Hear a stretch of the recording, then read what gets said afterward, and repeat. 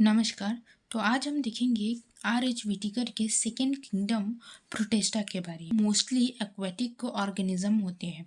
इसके सारे ऑर्गेनिज्म जो होते हैं वो सिंगल सेल यूकैरियोटिक होते हैं, जो कि मोनेरा में सारे ऑर्गेनिज्म जो थे वो प्रोकैरियोटिक थे।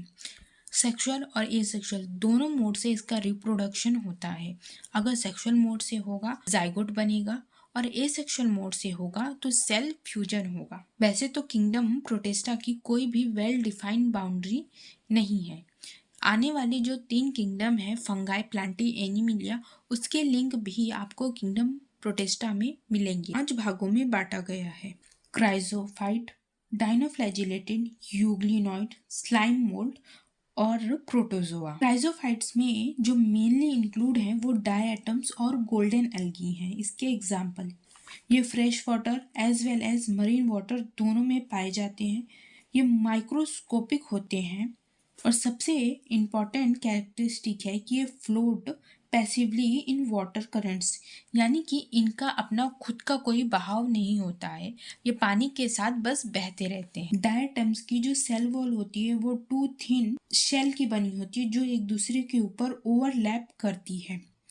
ये कुछ उस तरीके से दिखती है जिस तरीके से सोप का डिब्बा होता है, यानी कि साबुन का डिब्बा एक दूसरे में अटैच हो जाता है, बिल्कुल वैसे ही दिखती है।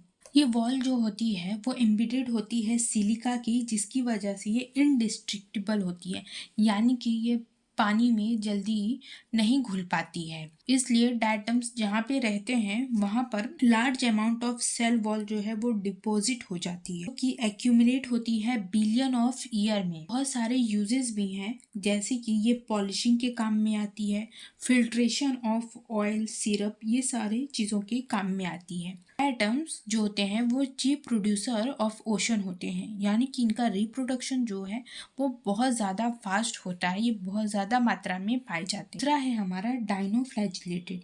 ये मोस्टली मरीन वाटर में पाया जाता है और ये फोटोसिंथेटिक होता है। इसके रंग की अगर हम बात करें तो ये yellow, green, brown, blue, red किसी भी कलर का हो सकता है, डिपेंड ऑन देयर पिगमेंट्स। इस सेल वॉल जो होती है वो स्टिफ्ड सेलुलोज प्लेट की बनी होती है। इसमें 2 फ्लैजिला पाए जाते हैं, जो कि एक लॉन्गिट्यूडनल होता है और दूसरा ट्रांसफर होता है। अगर हम रेड डाइनोफ्लैजिलेटेड की बात करें तो उसका एग्जाम्पल है गोनोलैक्स।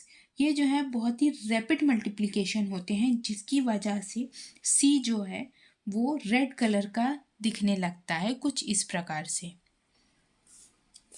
ये कुछ टॉक्सिक सब्सटेंस भी रिलीज करते हैं, जिसकी वजह से लार्ज अमाउंट में जो मरीन ऑर्गेनिज्म होते हैं वो मर जाते हैं। तीसरा है हमारा यूग्लिनॉइड, फ्रेश वाटर में पाए जाते हैं। जो सेल वॉल होता है वो प्रोटीन रिच लेयर होता है, जिसकी वजह से इनकी बॉडी जो होती है वो बहुत ही ज्यादा फ्लेक्सिबल होती है। इनके पास 2 फ्लैजिला होते हैं, जिसमें से एक शॉर्ट होता है और एक जो है वो लॉन्ग होता है। यूग्लिनॉइड की स्पेशल कैरेक्टरिस्टिक ये है कि in the presence of sunlight ये फोटोसिंथेसिस करते हैं और विदाउट सनलाइट ये हेटेरोट्रॉप्स की जैसे बिहेव करते हैं। जो एग्जाम्पल यूग्लिना है वो कनेक्टिंग लिंक बिटवीन प्लांट और एनिमल भी इसे कहते हैं। स्लाइम मोल्ड, इसका मोड ऑफ न्यूट्रिशन जो है वो सेप्रोफिटिक है। इसका जो स्पेशल कैरेक्टरिस्टिक है वो ये है कि अगर इनको सुटेबल कंडीशन मिलेगी तो ये एग्रीगेशन करके प्लाज्मोडियम बना लेंगे, और अगर इन्हें अनफेवरेबल कंडीशन मिली